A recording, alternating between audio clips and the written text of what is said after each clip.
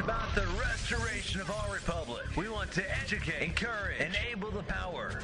We stand for integrity, honesty, self-reliance, self-defense, and most importantly, no compromise on our foundational principles. This is America's Voice Now.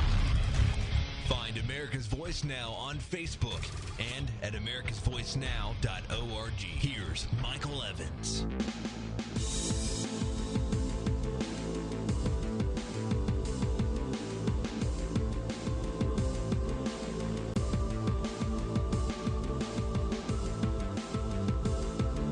All right. You're listening to America's Voice Now. My name is Mike Evans. I'm your host here this morning. You're joining us in the middle of our program. We have covered two other topics this morning, one of which is the IRS gets $1 million bounty put on them by the Tea Party for evidence leading to the conviction of individuals who, or leading to the conviction of individuals who were participating in the persecution. I love the idea. I'm behind it 100%. I think Americans should be willing to each kick in, let's say, $5, fund 100 of these bounties, and not just limit it only to the IRS. Our second topic was 47% of Americans have given up, but the government and all of these multinational corporations who are oligarchs who buy and sell our Congress people and our alleged leaders, they're pushing for immigration reform and amnesty. Why? Because they want endangered. They want they are endangered. They want indentured servants. That's it, ladies and gentlemen. You can't be threatened with being kicked out of the country. They can't hold the sword of Damocles over your head. They can over someone whose green card they hold and is beholden to them to continue in that job, or they get booted out of the country. That, ladies and gentlemen, is the real issue. Plus, they're willing to work for less, so they get two bennies out of it. One, they get to cut because you're an American. You demand more money.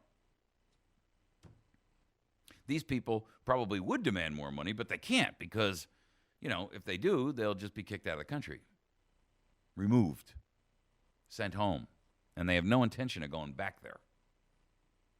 All right, this segment is going to be the VA scandal and how Obama came out the other day, denied that the wait times have caused death. How can he say that? That reminds me of when he did that interview with O'Reilly on the Super Bowl day. And he said right into the camera with a straight face that there wasn't a smidgen of truth to the IRS corruption issue. And we know that there was. We know that he was a patent liar. And now he's done it again. He's coming out and he's saying there's no proof that the VA wait times cause death. This is a guy who uses the phrase common sense a lot. And by the way, never actually exemplifies common sense. But he claims the backlogs have actually improved. Everybody knows that that's patently false. I mean, the guy is such a pathological liar. He reminds me of that kid we all knew when we grew up, when we were growing up. The one who was always constantly lying about something. Always had a better story than you. If you went to Disney World, he had gone to Disney World 3 times with, a movie star. You know who I'm talking about, right? There are people who are so insecure, who are so, I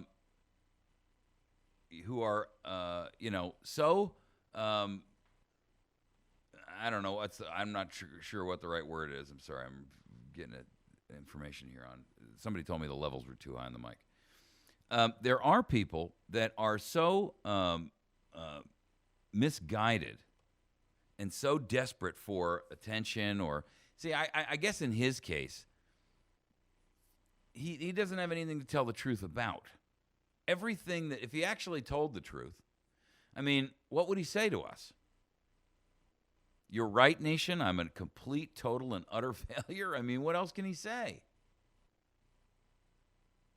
Now, I'm not giving him a pass based on that.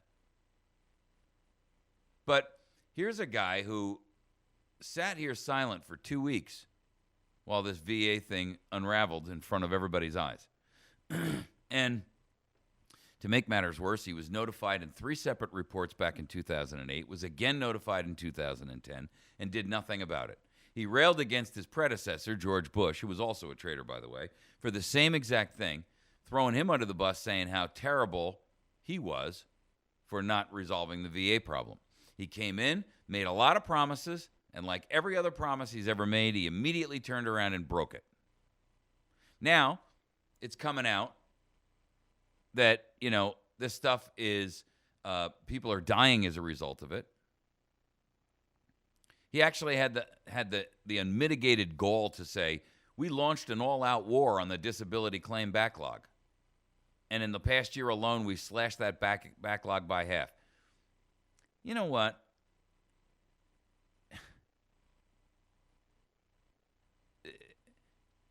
First of all, he waited 2 weeks to come out. And the reason he did is very simple.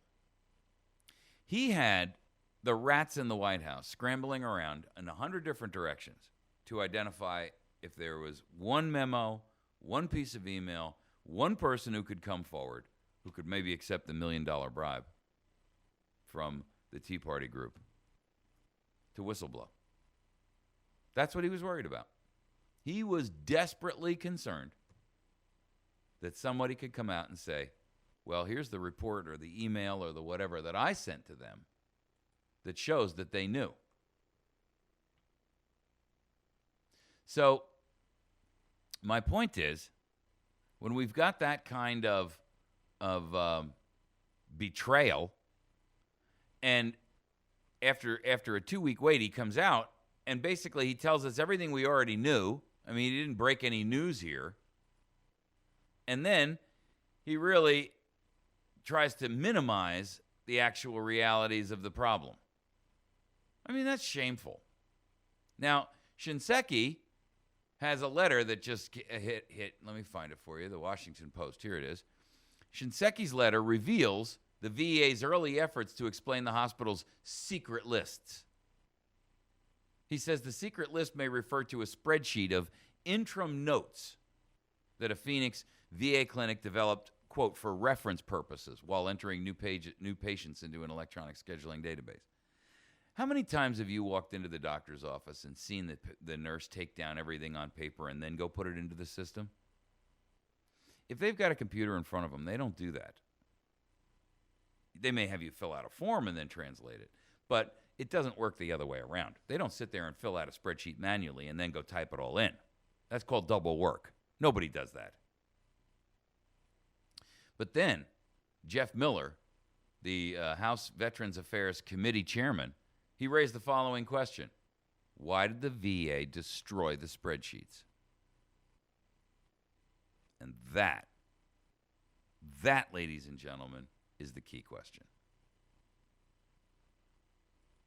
That is the key question. Because by asking that question, he exposed the truth of the issue. You see, this should and must be a criminal investigation. This cannot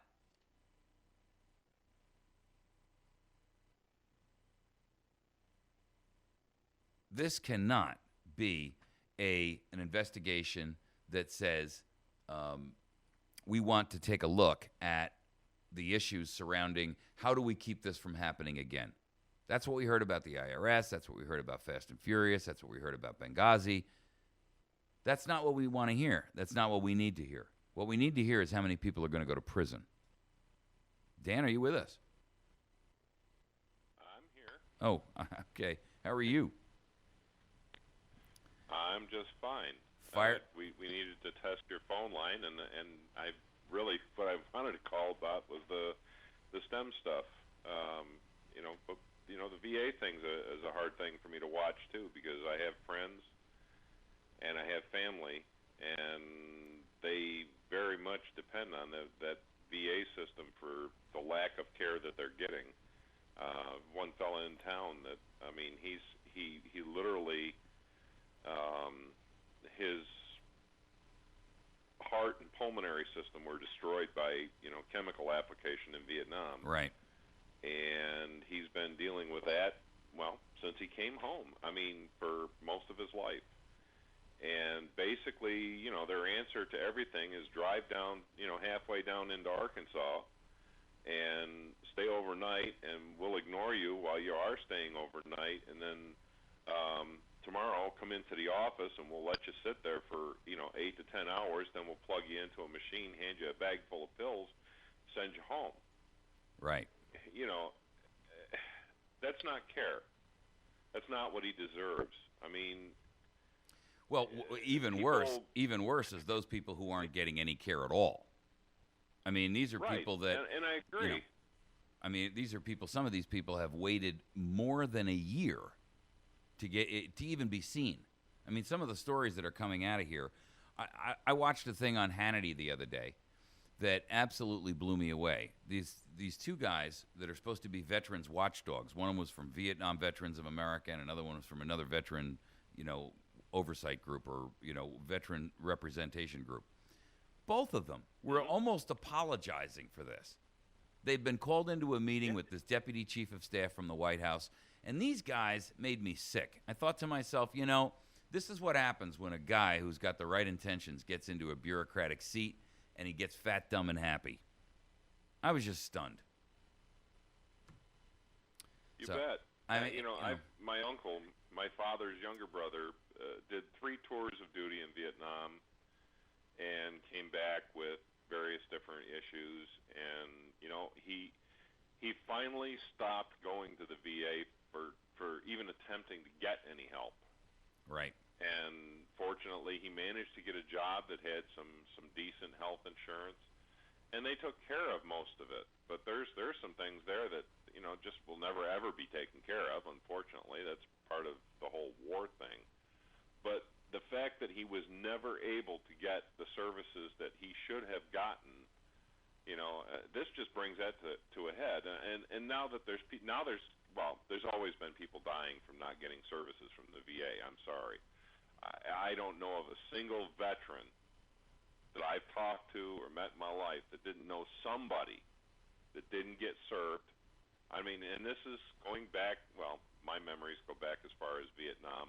My father was in Korea. But, veterans have been, they bring them home, they throw a few Band-Aids on them, if that, and say, see ya. And it's despicable. Yeah. Well, one of the Bush officials came out, and they won't name who, but it was an article in WorldNet Daily. A Bush 41 official has come out and said that it's extreme incompetence, and somebody ought to go into the VA. Somebody needs to go in there and lead. And my question there is, go in and lead.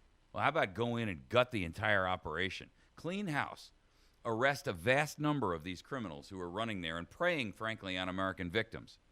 And then put in an emergency waiver for the next 12 months until we can sort this out that allows, and make it extendable if necessary, that allows every vet to go to just any hospital or clinic that they need to for treatment. Because at this point in time, we can't wait for some long-winded congressional investigation to try to identify what's going on. We need to immediately freeze the VA, and I mean freeze it in its tracks. Everybody who's in the VA is suspended without pay until we figure out what's going on. Then we need a full accounting of every person, every department, every job, every function, every piece of equipment that's out there. And if we hear complaints from the workers about the freezing and them losing their jobs, ask them simply this: why didn't you blow the whistle then? You knew what was going on. Everybody in the VA knows. We're the last ones to know, and the VA and the vets are paying the bill. So the question is, aren't we, as an American populace, sick and tired of people who put their own personal interest ahead of their duty and their oath and are willing to allow people that they call their own countrymen to die? That's just, it's incomprehensible to me. I'll give you the last word. It is. All right.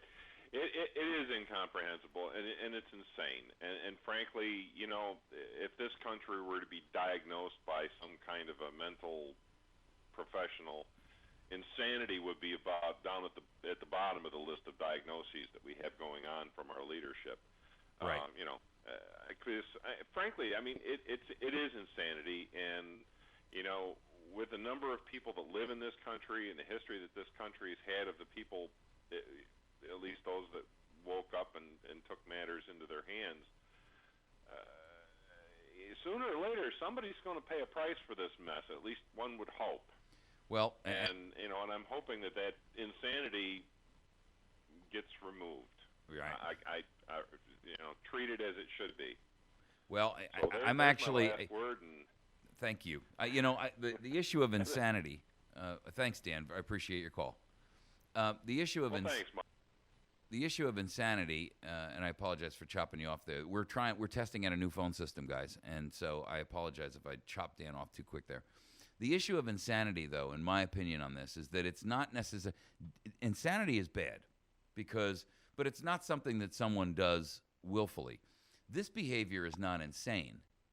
This behavior is pathological, right? There's some, this is psychopathic behavior, sociopathic behavior, antisocial behavior for personal gain. That's the major problem here. Because, there's no way that you can sit there and say, well, this is just something that, happened and so forth and so on. This didn't just happen. A lot of people know and knew what was going on here. This is not something that can be taken lightly and shouldn't be looked upon as a criminal enterprise. It is a legitimate criminal enterprise. And sitting here and saying, well, what we want to make sure is that it never happens again. We've been hearing that nonsensical excuse. We hear that from every one of these tyrants that runs, the White House throne. We hear that from every time there's a scandal that breaks open. We're not worried about accountability. We just want to make sure it doesn't happen again. Wait a second. Why don't you say that to the guy who robbed a bank to feed his kids? Well, we're not going to punish you. We just want to make sure that it doesn't happen again, so we're going to help you find a job. Well, we wouldn't do that. Why wouldn't we? Because he committed a crime. So why would we say crime goes unpunished by government? Crime goes unpunished by government because all we're really interested in is making sure it doesn't happen again. No, I'm not. I'm interested in seeing punishment dealt out, doled out, and literally ladled over the head of those who have committed the crime. You know why? I'm going to tell you why. Because the crime that they are accused of and the crimes of which they're guilty of are greater than a guy who commits a crime and steals bread to feed his family. I'm not saying that's noble. I'm just saying it's one thing when you steal to feed your kids, and it's another thing when you steal or rob or cheat or lie to further your own career. I mean, it's not like these people in these situations and in these jobs are starving. They're making more than the same qualified people in the private sector, and they have all of these benefits, all of these long-term pension plans. They have all kinds of benefits and bennies that go along with it, and they're corrupt. If this happened at a private hospital, think about it, America. Do you think that the FBI or whatever organization was charged with investigating them would say, well, we just want to make sure it doesn't happen again. We're not going to hold this person accountable for, allowing the patient's wrong leg to be taken off or for failing. They would say, the heck with that. We're going to sit down and crack the books and find out what we can prosecute this person with. And that's what we should be doing here.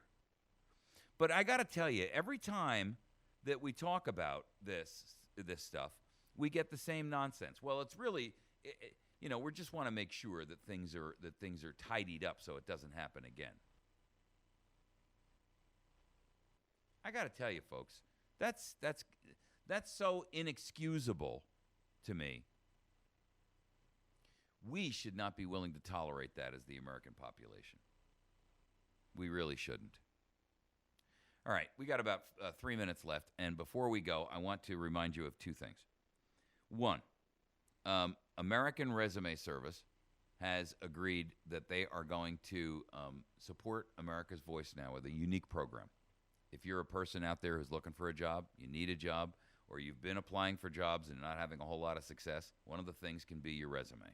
If it's done poorly, and the rules for resumes go, through changes from time to time, but people in human resources or personnel or whatever you want to call it, the resume is their first and sometimes only look at you.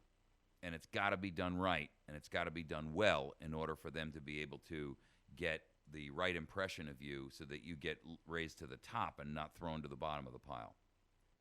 Mike Slack, who's a listener and a longtime supporter of this program, a very sharp and intelligent guy, he's got a company out there called AmericanResumeService.com.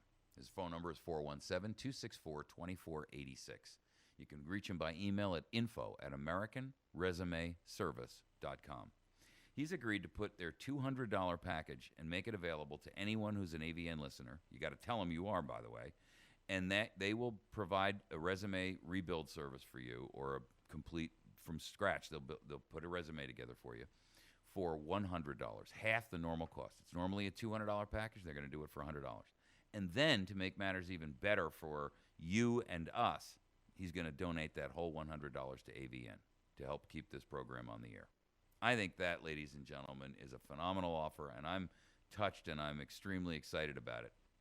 And I think you should be too. He's going to do this for a total of 20 of these resume packages.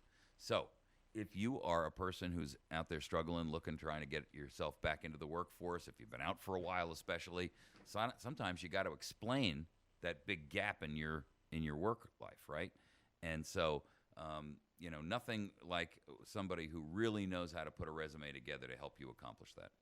What I'd like you to do is go to AmericanResumeService.com, 417-264-2486, or you can email him at info@AmericanResumeService.com. Let him know that you heard about it on AVN and America's Voice Now, and that you'd like to take advantage of the AVN resume package. It's normally $200. It'll cost you $100 this time around, and he'll donate the money back here to AVN. He's also got some great stuff up there about how you can improve your chances, 7 tips for successful job hunting in a bad economy. So get out there, take a look at it, and let's get to work. Also, make sure that you visit and support our friends over at Battery Station. That's batterystation.com. They are one of the largest distributors and shippers of batteries and battery technology around the world. And my friend Kevin over there has been a staunch and longtime supporter of this program. I strongly encourage you to find out what they can offer you by going to their website, batterystation.com. If you don't see it there, they carry tons of tactical gear, bug-out bag type gear, survival products, and all kinds of things. Everything from ammunition to water tablets.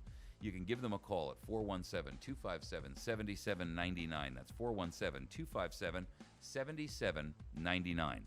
And ask them for what you're looking for. They may well have it, and they'll ship it straight to you. We're going to take a quick break. When we come back, we're going to tackle our last topic, which is the Obama on Benghazi. He comes out and he actually has the nerve to say it's not serious. But the Democrats are joining the investigation. We're going to take a look at those issues. We'll be back in just a moment. Feel free to give a look at our friends at AtlasSurvivalShelters.com and SurvivalByPreparedness.com.